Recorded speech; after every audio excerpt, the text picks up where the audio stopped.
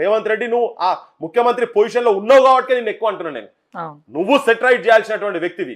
నీ నాలుకల నీ తలకాల విషయం లేదు అనుకుంటే ఆ ఫార్మా కంపెనీలు ఇట్లా ఈ చెర్లలో మిషం చేస్తున్న చూసినావు, నువ్వు ఆపినాడు ఆపుతాం మేము, లేకపోతే ఆపం నీ మీద మాటలు మాట్లాడేటి. ప్రజలు కూడా వినాలి ఇవన్నీ.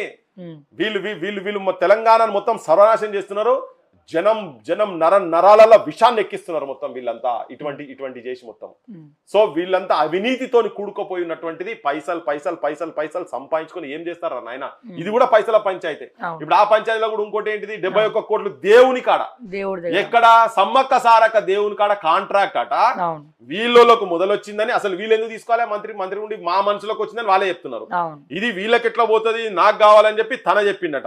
ప్రజల కోసం కాదు, పబ్లిక్ ఇష్యూ కాదు అని ఏం చేశారు? ఎండోమెంట్ కు సంబంధించినటువంటి 71 కోట్ల రూపాయలకు సంబంధించినటువంటి సమ్మక్క సారక్క బ్యూటిఫికేషనా లేకపోతే ఆ టెంపుల్ మంచిగా తయారు చేసుడా, దానికి సంబంధించినటువంటి కాంట్రాక్టు రెవెన్యూ డిపార్ట్మెంట్ కి పోతుంది. ఎవరు? పొంగులేటి శ్రీనివాసరెడ్డి. ఆయన ఏం చెప్తాడు? హెకి 71 కోట్లు నాకేం పని రాబాయి, నేను పెద్ద తిమింగలాలు మింగిన, నేను పెద్ద భూములు అన్ని మింగిన అనకుండా అన్నట్టుగా ఆయన మాట్లాడుతుండు. అసలు నువ్వెవరు ఇల్లురా ఆయన నాకు అర్థమైతలేదు. ఆదివాసీలకు ఇవ్వండి అక్కడ, వాళ్ళ గుడి కాబట్టే ఆడ సంఘాలకి ఇయ్యండి. వాళ్ళ గుడి కాబట్టే వాళ్ళకు ఉంటది, వాళ్ళ లోపల వాళ్ళ ఆత్మసాక్షిగా వాళ్ళ నిలబడి చేస్తారు.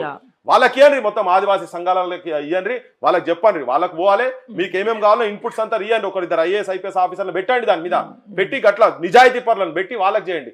వీళ్ళ కాంట్రాక్ట్ ఇదంతా. అందుకనే పైసల పంచాయతీ ఇదంతా. జనం ఇక్కడ బీసీ లేదు, ఓసీ లేదు, నా దృష్టిలో అయితే ఏం లేదు. ఈమె కూడా వాళ్ళ ఎంబడే ఉన్నది. మీరు రాజశేఖర రెడ్డికి లాయల్ గా ఉన్నది, జగన్ రెడ్డికి లాయల్ గా ఉన్నది, ఇప్పుడు రేవంత్ రెడ్డికి లాయల్ గా ఉన్నది. కొత్తగా ఏమున్నది దాంట్లో?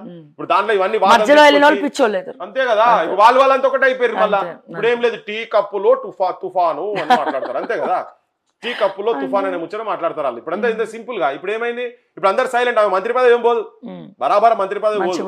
తీయాలనుకున్నారు కానీ ఇప్పుడు మంత్రి పదవి, కొండా సురేఖ గారి మంత్రి పదవి పోదు.